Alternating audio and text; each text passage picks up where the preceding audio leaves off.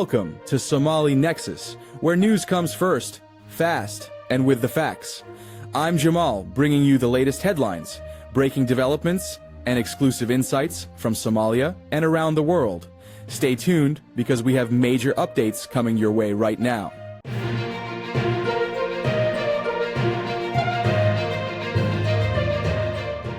Trump green-lights Islamic State strongholds in Somalia attacks.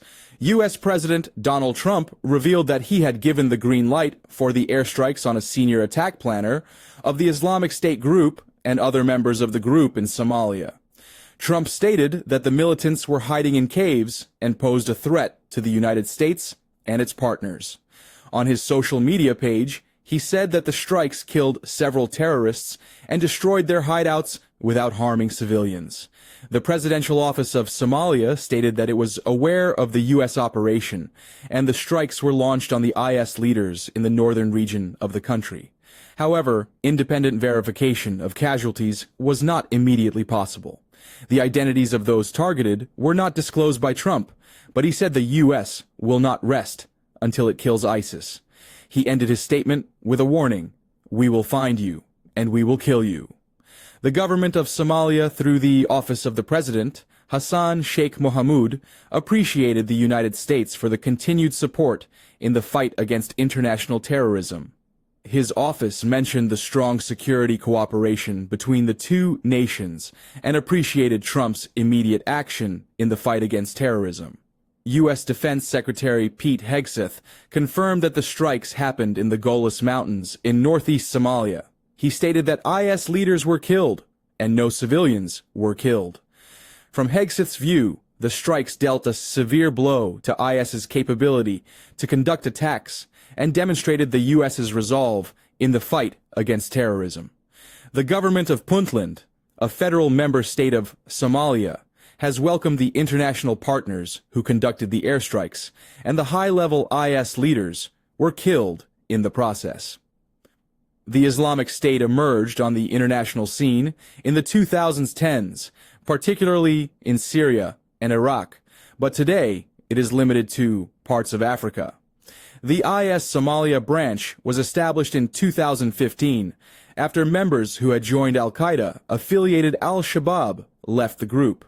Al-Shabaab is much stronger than IS in Somalia because it conducts frequent raids and engages in extortion, according to IS intelligence estimates.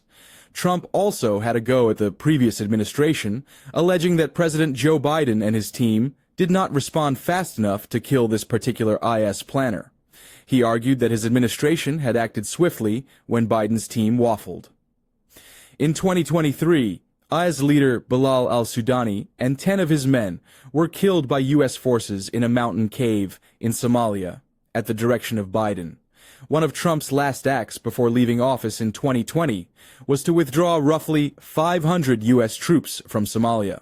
But after he returned to office, he has once again allowed military operations to resume in the country. Despite claiming to want to avoid U.S. military involvement in foreign quarrels, the Trump administration has indeed intervened militarily in Somalia. Although he pulled the troops toward the end of his first term, Biden changed this policy in 2021 and has since maintained a consistent military presence in the country. Up to now, Trump has kept the number of troops in Somalia during his second term, but future policy changes are possible. So far, Trump has not paid much attention to the strategic importance of the United States' involvement in Africa. His former defense secretary, Mark Esper, wrote in a book that Trump expressed skepticism about the need for American forces and diplomats to remain on the continent. Therefore, Trump may review the role of the United States in Somalia and the rest of Africa.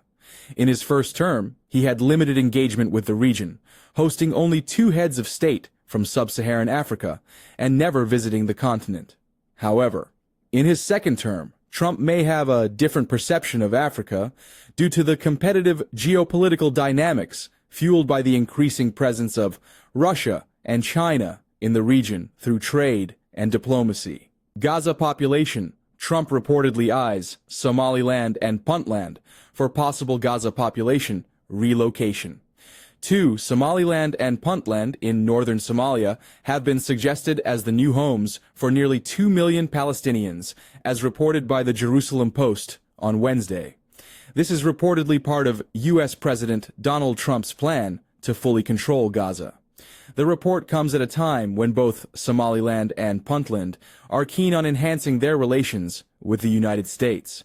Somaliland, which has for many years sought international recognition, is discussing how to meet any potential U.S. demands in order to be recognized by the Trump administration.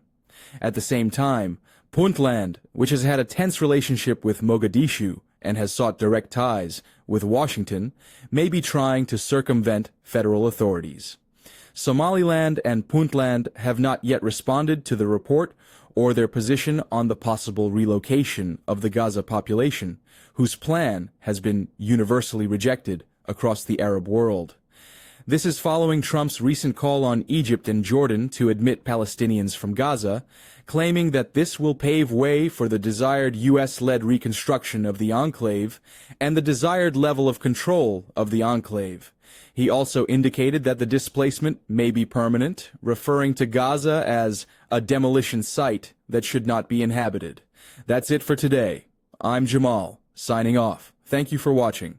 Until then, stay informed and stay safe.